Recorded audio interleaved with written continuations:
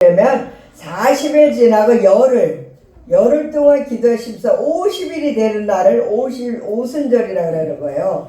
오순절이 이미 이름에 저희가 다 같이 한 곳에 모였더니 호련히 하늘로서 급하고 강한 바람 같은 소리가 있어 저희 앉은 자리에 온 집에 가득하고 불의 혀같이 갈라지는 것이 저희에게 보여 각 사람 위에 임하여 있더니 저희가 다 성령의 충만함을 받고 성령이 말하게 하심을 따라 다른 방언으로 말하기를 시작하니라 그랬어요.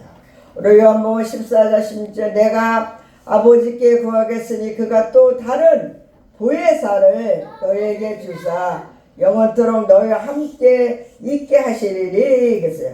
성령의 강림은 요엘 선지자가 예언한 것에 대한 성취였습니다.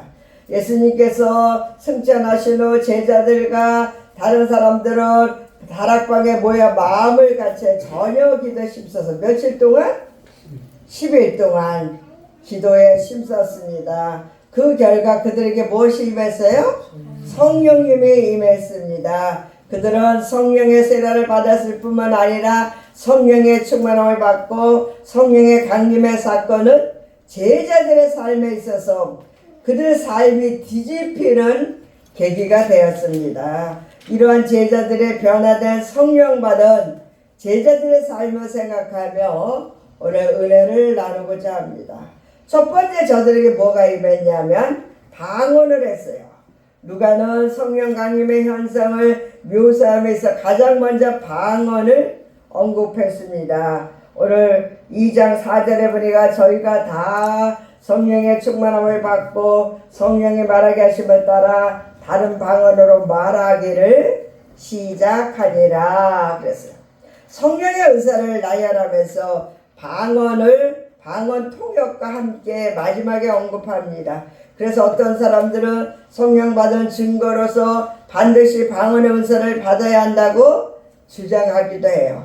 그런데 오늘 본문의 방언과 고린도전서 12장에 언급된 은사의 방언은 엄격한 의미에서 다릅니다. 본문에서 방언은 각 나라의 말을 가리키지만 고린도전서 12장 10절의 방언은 어떤 나라의 말이라기보다는 세상 사람들이 결코 알아들 수 없는 방언이었습니다. 그래서 오순절 성령 강림 때의 방언과 같은 방언에 대해 전혀 성경에 언급하지 않습니다. 본문의 방언은 증거의 기능을 갖고 있고 하나님의 큰 일을 보여주는 기능을 가지고 있어요. 그렇기 때문에 본문의 방언은 오순절 당시에 독특한 것이고 제자들에게 이 방언은 약속된 성령 임한 증거가 되었고 이 방언을 듣는 사람들에게 하나님의 살아계심을 증거했어요. 방언 두 가지 따라해보세요. 표적 방언, 기도 방언. 표적 방언은 예를 들어서 심령 부흥회를 했다. 막 통성으로 회개하고 기도하고 그럴 때에 내 입이 갑자기 혀가 확 돌아가면서 랄랄랄라 뚜뚜뚜뚜 해서 입에서 나오는 거는 그거는 표적 방언이야. 이곳에 성령님이 임재했다. 그것을 보여주는 거예요. 근데 집에 가서 하려고 그러니까 돼야 안 돼요. 안 될 적이 있어요. 그거는 그 장시에서만 임하는 표적 방언이에요. 이 목사는 방언을 언제 받았을 것 같아요, 여러분? 예? 12살 때 우리 교회 세자실 목사님 오순절 여의도 수봉교회 조영계 목사님 장모 최장실 목사님이 와서 부흥회를 했는데 우리 초등학생들 5학년 6학년을 다 데리고 541 금식기도원에 갔어요. 근데 저는 우리 아버지가 엄해서 안 보냈어요. 못 갔어요. 그랬더니 애들이 갔다 오더니 목이 다 쉬어갖고 와서 얼마나 회개를 많이 하고 기도를 했는지 학생들이 남학생, 여학생, 초등학생들이 다 변화돼갖고 와갖고 막 기도하면서 눈물을 뚝뚝 흘리면서 십자가가 보인다 그러고 입에서 랄랄라 뚝뚝뚝 그런데 저는 안 갔기 때문에 못했어요. 그랬더니 저를 가운데다 놓고 빽 놀려 앉아갖고 막 성령 받으라고 방언 받으라고 그러는데 저는 그게 엄청 창피했어요. 예? 못하는데 막 나를 막 전도사님은 막 안수를 하면서 막 목을 잡으면서 랄랄랄라 뚜뚜뚜 해라는데 나와야지. 그렇게 한 적이 있어요. 그러다 그냥 신앙생활 하다가 이제 18살 됐을 때 교회에서 부흥회를 했어요. 그래서 하나님 저에게도 방언의 은사를 주세요. 또 사랑의 은사를 주세요. 말씀의 은사를 주세요. 이렇게 기도했어요. 그렇게 했는데 부흥회를 했어요. 근데 강사님에게 안수하면 막 이마꽃이 펄펄펄 뛰고 막 울고 불고 했는데 방언을 못 받았어요. 그러고 부흥회는 끝났어요. 그러는데 부흥회 끝나고 새벽 예배 갔어요. 새벽 예배 갔는데 제가 기도하는데 자꾸 혀가 돌아가는 거야. 하나님 아버지 할랄라 이렇게 하나님 아버지 감사합니다. 그러려면 할랄랄랄라 이렇게 되는 거예요. 이게 멈추려도 안 되는 거예요. 혀가 막 꼬여가지고. 그러니까 목사님이 제가 방언이 임하는구나 와서 딱 안수를 하셨어요. 담임 목사님이. 그러는데 갑자기 막 혀가 돌아가면서 눈물 콧물 나면서 얼마나 세게 불이 임했는지 집에를 가야 되는데 주기도문으로 예수님으로 기도합니다. 아멘. 그러고 가야 되는데 예수님의 이러고 예수님을 기도를 못 끝내는 거예요. 그 집에를 못 가고 있는 거예요. 너무 세게 맞아서. 지금 같으면은 길 가면서도 하고 그냥 가면 되는데 그때는 처음이니까 몰라가지고. 그래서 이제 갔는데 우리가 방언을 받으면 기도의 능력 은사를 받는 거예요. 그때부터 뭐 가고 싶을까? 기도 가고 싶어 못 견디는 거예요. 교회 가고 싶어서. 그래서 교회를 밤마다 가는 거예요. 그러니까 저놈은 지지배가 목사를 좋아해가지고 밤마다 바람 나가고 간다고. 못 가게. 그러면은 오빠들 잠든 다음에 여름에 신발을 벗고 살살 구매갖고 대문 열고 문을 딱 닫고는 막 뛰어갖고 신발을 신고 교회로 가는 거예요. 교회 가야 뭐 할머니도 몇 명 와서 기도하지 목사님 나오시지도 않았어. 그런데 밤마다 기도하게 되는 거예요. 그렇게 기도한 세월이 지금 제가 12살에 예수 믿었으니까 72이니까 몇 년 됐어요? 60년. 방언 받은 지 몇 년이나 됐을까? 50년. 그렇게 방언을 받고 기도를 많이 하다 보면 그 사람을 놓고 기도하면 그 사람 마음을 알까 모를까 다 알게 돼요. 가르쳐 주시고 진리의 성령이 이끌어 주셔요. 그래서 우리는 방언의 은사를 조금 기초를 하다 많은 사람들 열심히 기도해서 방언의 능력을 받아야 돼요. 아멘. 그래서 주님과 동행해야 됩니다. 체험이 있어요. 체험이. 두 번째는 영적 깨달음이 있었어요. 영적 깨달음에 대한 것을 예수께서 성령의 사역에 대해서 말씀하실 때 이미 예언하셨습니다. 요한복음 14장 26절에 보혜사 그 아버지께서 내 이름으로 보내신 성령 그가 너에게 모든 것을 가르치시고 내가 너에게 말한 모든 것을 생각나게 하시리라. 이전에 제자들을 예수께서 교훈하신 바를 잘 이해하지 못했어요. 그러나 성령이 임하심으로써 제자들은 영적인 비밀에 대한 깨달음을 얻게 됐어요. 베드로가 설교 내용 중에서 구약 성경을 인용하여서 담대히 전할 수 있었던 것은 바로 이 영적 깨달음 때문이었어요. 무식한 어부에 지나지 않았던 베드로 그런 그가 의심하고 조롱하던 자들 앞에서 한 설교는 매우 논리적이면서도 힘이 있어 듣는 사람들의 마음을 감동케 했어요.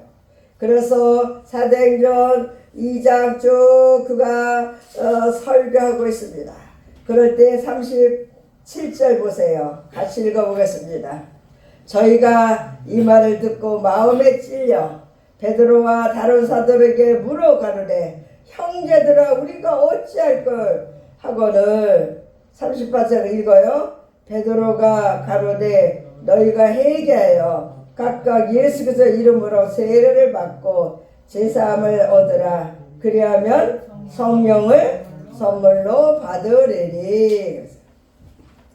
성령을 선물로 받았어요. 이렇게 성령을 선물로 받으면 세 번째는 용기가 생겼어요. 예수님께서 잡히시던 날밤에 제자들은 모두 도망했어요. 특히 베드로는 주님을 버리지 않겠다고 호언장담했으나 세 번이나 예수님을 조그만 계집종 앞에서 부인했고, 아마 제자들은 예수님을 추종했다는 이유로 산헤드림에 끌려가게 되는 것을 두려워했어요. 그래서 자기들이 모여있던 장소에 산헤드림에 의해 발각될 것이 두려워 계속 비밀 집회를 가졌어요. 그러나 이제 제자들에게는 두려움이 사라졌습니다. 자기들이 숨어있던 장소에서 일어나 전도할 용기가 생겼어요. 그들에게는 큰 확신이 생겼고 예수님을 전하지 않고는 견딜 수 없는 마음의 동요가 있었습니다. 이러한 그들의 체험은 여호와의 이름을 말하지 않으면 중심이 불붙는 것 같아서 견딜 수 없다는 에레미야 선지자 체험과도 같았습니다. 자신의 의지로는 그렇게 될 수 없었어요. 성도가 자신의 의지로 주님의 말씀을 따르고 또한 전하고자 할 때에는 이전의 제자들처럼 항상 실패할 수밖에 없었어요. 오직 성령의 충만함을 받을 때야 그 모든 것이 가능하게 되는 거예요. 그 다음에는 열매를 맺게 됩니다. 요한복음 15장 예수님은 포도나무의 비유를 통해서 열매가 맺는 삶을 사는 비결을 가르쳐 주셨어요. 그 비결은 다름 아니라 우리가 예수님이 우리 안에 거하시는 것 뿐입니다. 이 거하심은 성령의 충만함을 가리켜요. 성령의 충만함을 체험하지 못한 사람은 결코 예수님을 믿을 수 없고 열매를 맺을 수 없어요. 성령의 충만을 받은 사람은 성령의 열매를 저절로 맺게 되는 거예요. 3년 동안 예수님께서 제자들을 열심히 가르치셨어요. 그러나 성령 충만은 지속적인 것이 아니에요. 죄와 더불어 사는 동안에 심령이 무뎌져서 충만을 상실할 수 있어요. 낙심에서 벗어나 하나님께 그들의 삶을 회개하면서 다시 성령 충만함을 구해야 되는 거예요. 후하게 주시는 하나님께 자신에게 구하는 성도에게 성령의 충만을 주셔서 세상에 감당할 수 있는 그리스도의 근사가 되게 하시는 것입니다. 여러분, 오늘 말씀해 보니까 사도행전 2장 12절 13절 누가 큰소리 한번 읽어주세요. 사도행전 2장 12절 13절 누가 읽어주세요. 놀라며 의혹하여 서로 가로되 이 어찐 일이냐 하며 또 어떤 이들은 조롱하여 가로되 저희가 새술이 취하였다 하더라. 아멘. 어떤 이들은 조롱하여 가로되 저희가 뭐가 취했다? 새술이 취했다. 우리가 예수 믿기 전에 술 먹어본 사람 다 있죠? 아직도 술 먹는 사람이 있죠? 술 취하면 어때요? 기분이 좋아요? 나빠요? 좋죠? 흥분돼갖고 기분이 좋아. 아주 기분이 나이스해가지고 그냥 안 할 말도 막 하게 되죠. 술 먹은 사람도 어떻게 해요? 최상한 집사님 옛날에 집 다 넘어갈 때 갔다니 술에 쳐갖고 막 좋아가지고 목사님은 나의 목자시니 감사합니다 막 이러면서 웃고 그냥 흥얼흥얼하고 그냥 목사님 이거 좀 잡숴보세요 막 그러면서 기분이 집도 다 넘어가는데 지금 기분이 좋아가지고 주방에 가보니까 설거지가 이렇게 쌓여있어갖고 전면집사랑 제가 다 씻어주고 그랬는데 옛날 얘기예요. 옛날 얘기. 술에 취하면 기분이 좋아. 그 기분 때문에 술을 먹어. 성령에 취하면 이렇게 술 먹은 것처럼 기분이 좋아져요. 기쁨이 온단 말이에요. 그러고 깨달음이 오고 뭐가 생겨요? 용기가 생겨요. 용기가. 예수 믿으세요. 예수 믿고 구원받으세요. 이렇게 전도하게 된다는 말이에요. 그전에는 부끄러워서 말도 한마디 못하다가 이제 새술에 취한 사람 보니까 우리 오빠들 예수 믿기 전에 술만 채면은 그냥 형광등도 다 때려 부수고 소리 질러. 그러고 둘째 올케는 시어머니한테는 도망가. 애들 데리고 그 술 다 깬 다음에 와.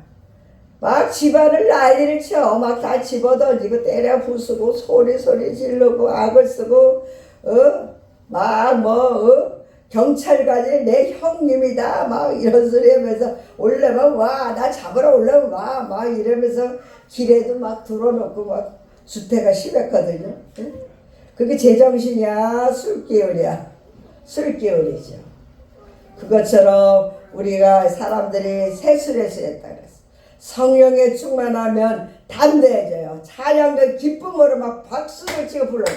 우리 교인들 아직 성령 충만하지 못해갖고 찬송을 부르는 건지 조는 건지 힘이 없어. 아멘 좀 해보세요. 아멘. 힘을 내세요. 좀 힘을.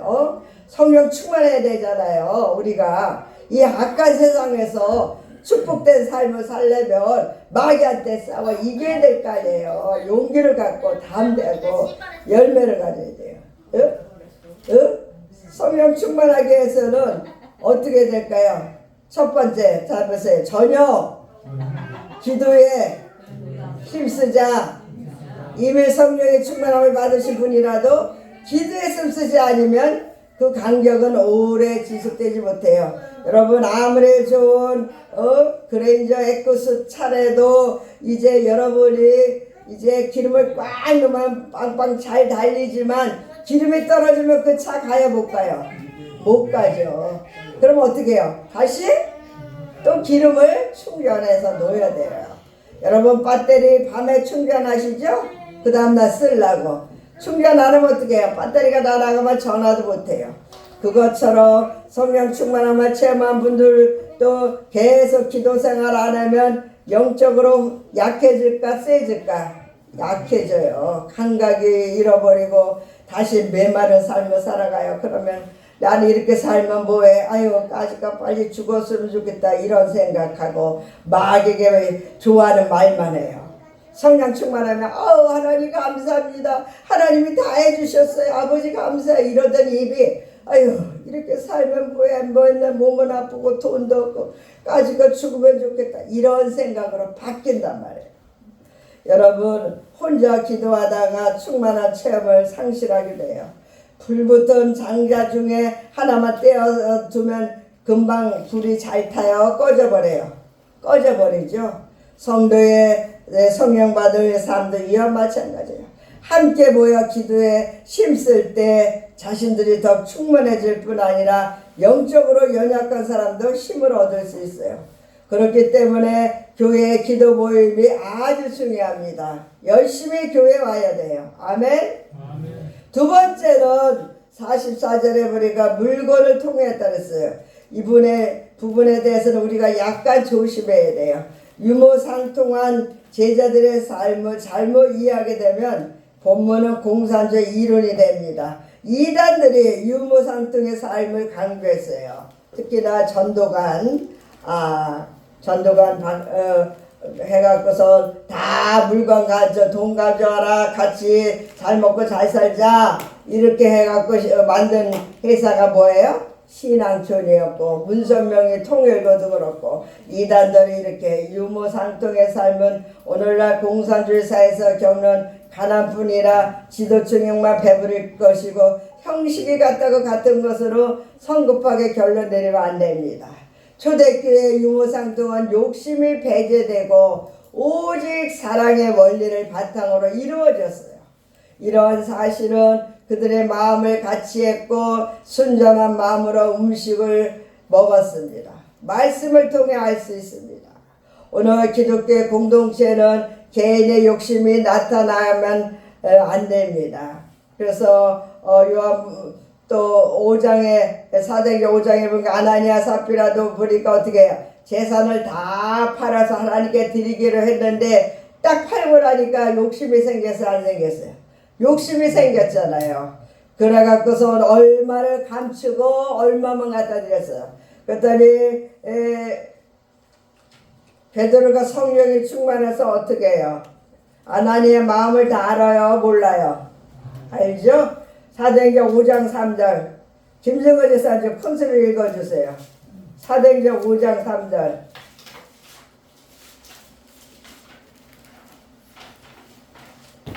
베드로가 가로되 아나니아야 어찌하여 사장이 내 마음이 가득하여 내가 성령을 숨기고 땅값 얼마를 감추었느냐. 땅이 그대로 있을 때에는 내 땅이 아니며 한 후에도 내 일로 할 수 없더냐. 어찌하여 이 일을 내 마음에 두냐. 사람에게 거짓말하는 것이 아니요 하나님께로다. 아멘. 여기 보니까 땅값을 팔아가지고 감췄어요. 그러니까 베드로가 아나니아야 어찌하여 사단이 마귀가 내 마음에 가득하여 내가 성령을 속이고 땅값 얼마를 감췄느냐. 그대로 있을 때는 또 임의할 수 없더냐. 어찌 이 일을 네 마음에 두었느냐. 사람에게 거짓말한 것이 아니라 누구한테 했다?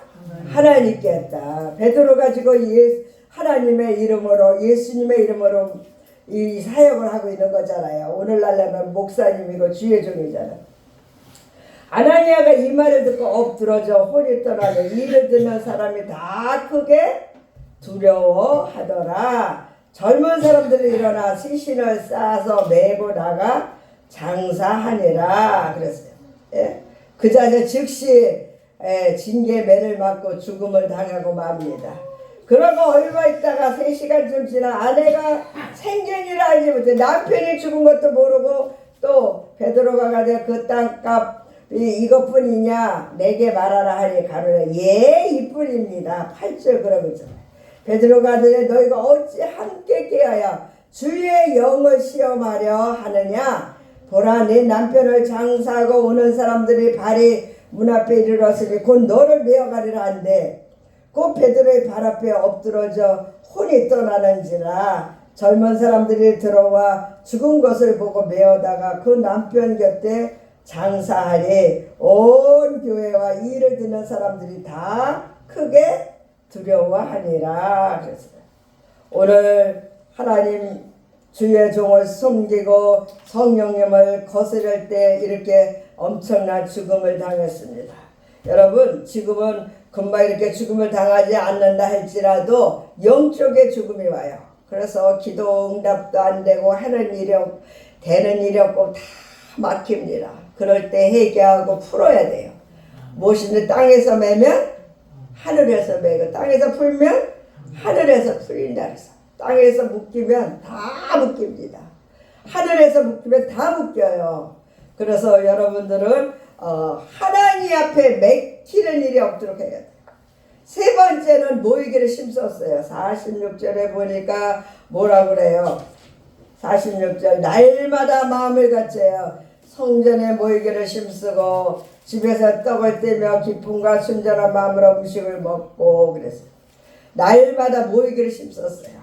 이스라엘 사회와는 한당 제사가 보편화되면서 시작됐어요. 이 말은 예루살렘 성전 중심의 제사가 그 중요성을 상실하여 백성들의 결핍점이 약해졌다는 것을 변증해 주겠어요. 오늘 성령 충만한 사람들은 이 점을 명심해야 됩니다. 기도원도 열심히 집에서 온라인을 예배드리면 되지 뭐 그때 교회 가야 돼. 이런 거는 다 잘못된 신앙이에요. 현장 예배를 가야 돼요. 우리는 열심히 교회 모임에 모여서 기도하고 찬양하고 하나님의 뜻을 해요. 그래야 자신도 살고 교회도 살게 되는 거예요. 그렇지 못하면 자신의 신앙은 점점 병들고 충만했던 신앙의 생기를 잃게 돼요. 여러분 잔칫날 잘 먹으려고 일주일 내내 굶어봐요. 잔칫날가 잘 먹어요? 지쳐서 못 먹어요? 지쳐서 못 먹어. 조금만 먹어도 배탈 나고. 예? 날마다 밥을 꾸준히 아침 세 끼씩 잘 먹으면 어때요? 예? 건강해지면 잔칫날도 잘 먹을 수 있어요. 주일날은 잔칫날이에요. 평일날 여러분 집에서 성경 읽고 기도하고 자 영적 생활을 해야 주일날 교회 와서도 목사님 통해 주시는 하나님 말씀이 잘 들리고 은혜가 되는 거예요. 일주일 내내 세상 것에 빠져 살고 유튜브만 보고 인터넷만 보고 TV만 보고 세상 일만 하다가 성경 한 절도 안 읽고 내 영이 삐뚤어져 있고 내 영이 아주 그냥 다 아주 그냥 메말라 있는데 그래갖고 와서 말씀을 들으면은 지쳐갖고 못 먹는 거예요. 예? 주일날 보면 목사가 여기서 안 보는 거 다 봐요. 성도들이 그냥 딴짓하고 있고 그냥 머리나 만지고 쫑알거리고 떠들기나 하고 찬송도 크게 못 부르고 그거 왜 그래요? 힘이 없어 그래. 힘이 없어서 성령 충만해야 돼요. 그 11절 10절 25절 모이기를 패하는 어떤 사람들 습관과 같이 하지 말고 오직 권하여 그날의 가까움을 볼수록 더 그리하자고 말했어요. 성령 충만한 사람은 교회 예배 시간에 기다려지는 거예요. 이것이 정상입니다. 제자들이 성령으로 충만해졌을 때 사람들이 사도들의 가르침을 받아 서로 교제하며 함께 떡을 떼었다 그랬어요. 성령 충만 받는 체험을 했다고 해서 영적 교만을 품고 교회 모임을 등하시한다면 자칫 신앙이 독선적이고 이기적으로 될 수 있어요. 우리는 그러지 않도록 늘 하나님 말씀에 순종하고 모이게 힘써야 될 줄로 믿습니다. 그래서 수요일 예배, 금요일 예배, 주일날 오전 예배, 오후예배 잘 오셔야 돼요. 네 번째는 찬양이 넘쳤어요. 47절에 보니까 하나님을 찬미하며 또 온 백성에게 칭송을 받으니 주께서 구원받는 사람을 날마다 더하게 하시니라. 성령 충만함을 경험하지 못하면 찬송을 해도 유행가 부르는 것보다도 즐겁지 못해요.